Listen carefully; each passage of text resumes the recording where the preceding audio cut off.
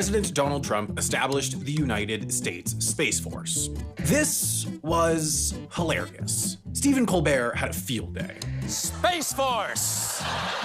Space Force! And Jimmy Kimmel. Space Force.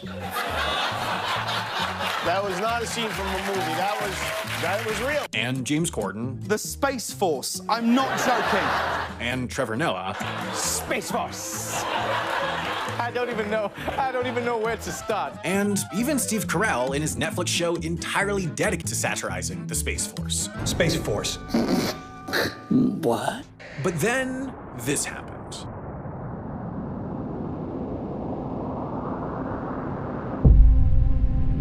That was a Russian A325 Noodle hypersonic missile. It launched from Plesetsk Cosmodrome in the nation's far north, and what this moment represented was Russia's first destructive test of a direct ascent anti-satellite weapon. Observers knew that it was always a question of when, not if, the nation developed and deployed weaponry designed to destroy enemy satellites, but now that moment had arrived. Even if they only destroyed their own satellite, the world took a step closer towards war in space. 6 months later, it took another step.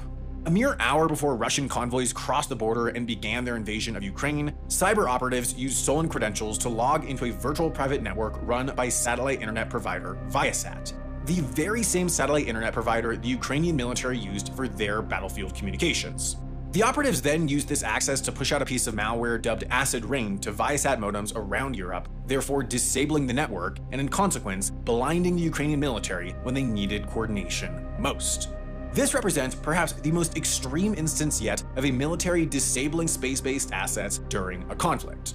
Then, the year after that, in 2023, Houthi militants in Yemen fired a Ghadar 110 ballistic missile, almost certainly supplied to them by Iran, towards the southern Israeli town of Eilat.